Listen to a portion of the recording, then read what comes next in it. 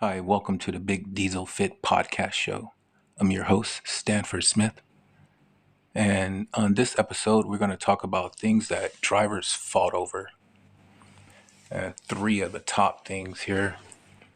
One was the map book or the road atlas, the other log books, and automatic transmissions. We're going to start with the log books. And basically, the log books now is just about everything that's on your log book that you're doing now that's automatic, and just kind of imagine that being manual. So you have to put down your date, of course, and all the breaks. And one of the main things, though, that you have to write down was your start mileage and your end mileage, and your start location and your end location.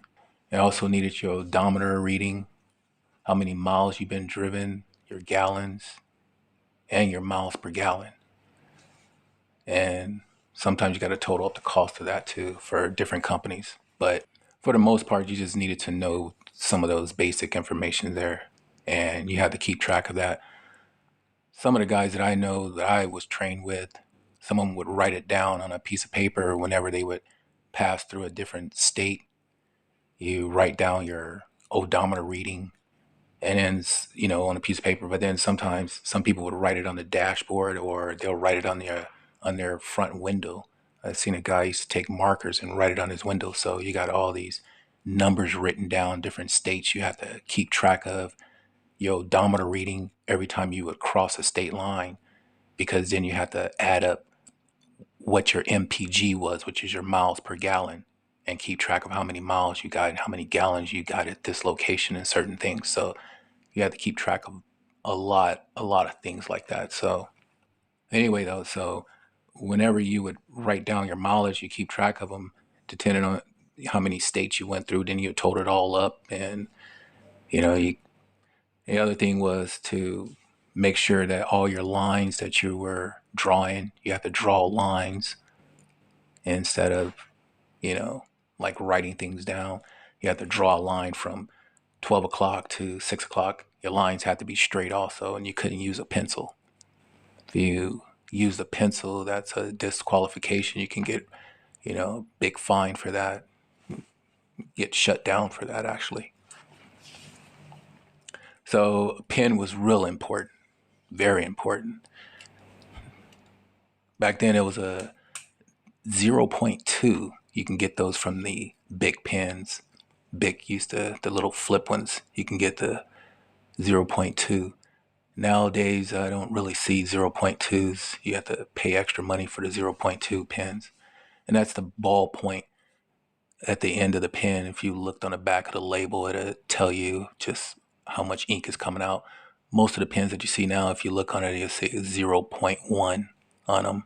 It's not much ink anymore, I guess because people don't write as much. But so your logbooks have to be up to date all the time. I know a lot of people talk about how the reason why they got rid of logbooks was because of drivers using double logbooks, and they wasn't being honest about where they're at and certain things like that. And I think that's a whole lot of baloney, really, because you may have heard a story here and there where guys were running with, two logbooks or something, but usually if that was the situation, it was because of the the rules that prohibit that driver from driving at that point in time, such as like if you wanted to go to Walmart after you had finished your shift, but you know you didn't really have the hours to go. So, you know, yeah, maybe you kept an extra logbook or whatever just in case you were pulled over, and you could say, oh, I just drove over here to get something to eat real quick or something, because there's always all these stringent laws that they have on the drivers with the logbooks all the time. They change every couple years. So, you know, I'm not going to do the research and see what the rules were back then, but they change them every couple years. So it's always, some kind of, tough rules that you got to sit still, drive, just basically making you into a robot. That's pretty much the point of this, is that everything became automatic. And, drivers fought over those logbooks for the longest. I know I fought over it. I mean, I would much rather keep track of my mileage and keep track of everything manually by myself. And, it was the way that you were trained, so you were used to doing it that way. And, we fought over that for years, and eventually, of course, you see where it's at now. Everybody got the ELDs and they mandatory now. So it's, pretty much it's very little bit of log books. People don't really log books anymore. It was much better when you were doing it manually, but eventually you just kind of go with the flow and just everything's automatic. So the other thing was the road atlas. Man, that thing was valuable. You know, before you start your trip, you have to write down, say, if you were going from California to New Jersey, Pennsylvania, you have to plan your trip right then and there and look in the map book and see which states you're going to go through and which freeways or roads you got to take to get there. And most of the time, of course, doing over the road deliveries, most of the time, all our deliveries were usually not in a big city. Those were kind of the local drivers mainly deliver in the cities. A lot of times our deliveries are in towns that you never really hear about, no one really knows of, way out in the middle of nowhere. That is usually where we deliver at. A lot of times you'll go into some of these towns where the entire town works for a few companies that are in that town, and they all pretty much kind of work for those few companies that are there. Uh, Ran across a lot of places like that. So, but anyway, though, so you have to plan your trip and write down your mileage, write down all your freeways, all your, a lot of times it would take you about maybe you probably have about 5 or 6 pages that you have to read through whenever you were going because you couldn't just drive halfway there, get to Tennessee, and then say, "Oh, I think I'm write down where I'm going now and try and get out." You have to plan everything before you left, so there was really no room for error. Every road that you would take, every freeway that you would take, every exit had to be put exact, and you couldn't really make a mistake. Whereas nowadays, yeah, you got the GPS, and the GPS really is not a 100%. Really, I've mixed some exits before with the GPS. So, but when I was writing them down for myself, no, I wasn't about to miss an exit because it had to be correct because you're you're hauling what 20 20 tons, 20 tons, I believe, 80,000 pounds.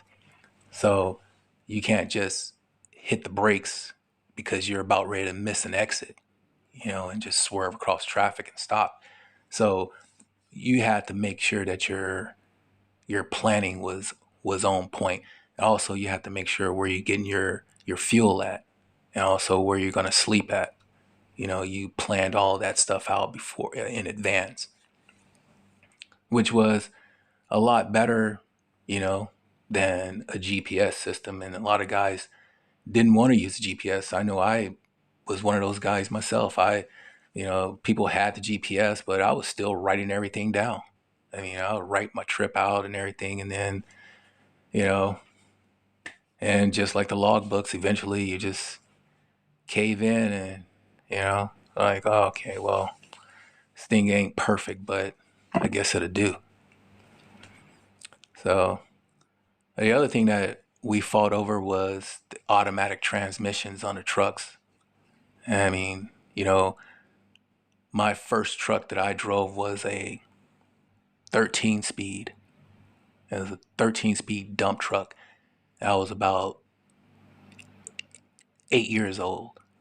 And that's where I started learning how to push the gears in and change them and stuff. And it was an older truck. So it was like a different little nozzle you had to flip up. It was three or four different little things, whatever. But it was, that's how I kind of learned how with a dump truck. And then eventually, of course, once I got my CDL license, in 2000, got my license in 2000. Once I got my license, then I started with a first truck that we had was a 10 speed.